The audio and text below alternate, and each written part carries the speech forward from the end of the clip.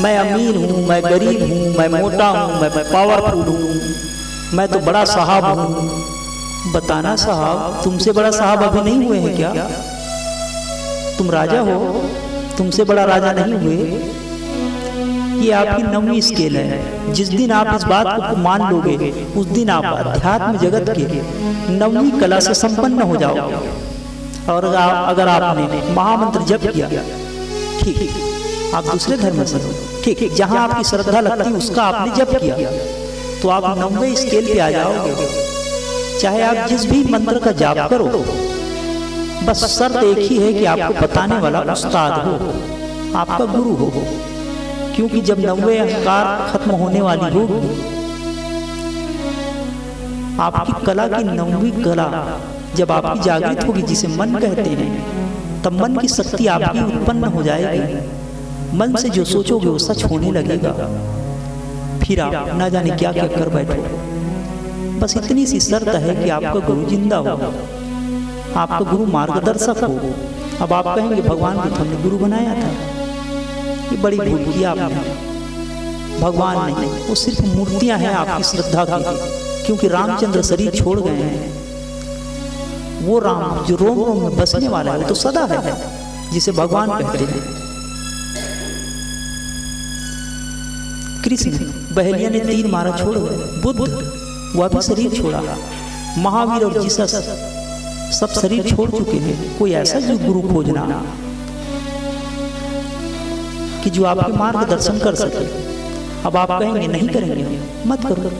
फिर गाय की कहानी याद रखना, जितना आप प्रयास करोगे उतना धंसते जाओगे। गाय 4 पैर से प्रयास करती धंसती है, मुंह से प्रयास करेगी कीचड़ में और फंसेगी। वैसे ही इंसान जितना प्रयास करता है धंसते जाता है। इनके 2 ही तरीके हैं। एक तो आप कुछ ना करने की विधि सीख लो, जैसे गाय फड़फड़ाना छोड़ देती है, ये आपके साथ भी लागू होता है। अगर आप कभी दलदल में फंस जाओ तो याद रखना, हाथ पैर मत चलाना, पीठ के बल लुढ़क जाना, दलदल से निकल जाओ। अगर आप पानी में डूबने लगो तो याद रखना, पेट के बल लेट जाना, पीठ के बल लेट जाना, हाथ और पैर बिल्कुल न चलाना। पानी से आप निकल आओ। भले ही आप विश्वास ना करो पर यह सत्य है। मुर्दा पानी में बहता है, जिंदा सदा डूब जाता है। जिंदा अपने से प्रयास करता है। इसके 2 ही तरीके हैं निकल जाने के भवसागर से। आपकी आत्मशक्ति जगाने के 2 ही तरीके हैं। आसन व्यायाम करते हो, फिर से आप फंसते हो। पर मैंने तो आपको सिखाया है, मैंने भी तो सिखाया है सुबह कि आप आसन करो।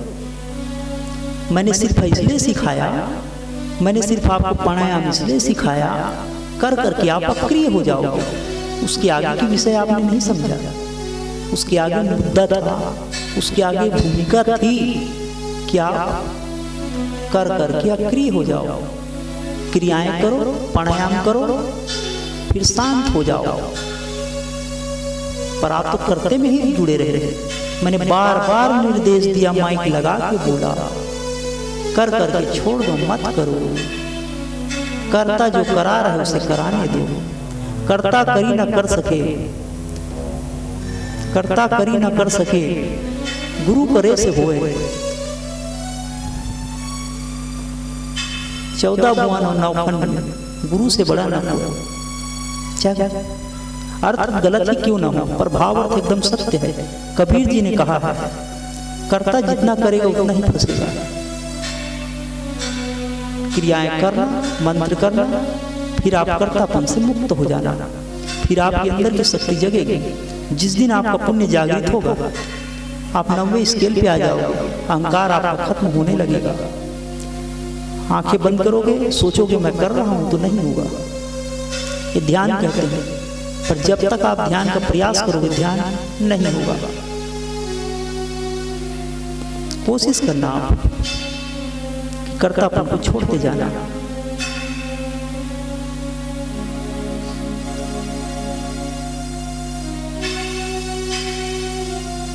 काफी टाइम से बैठे, ठीक, खड़ा हो जाओ, पैर को फ्री करो।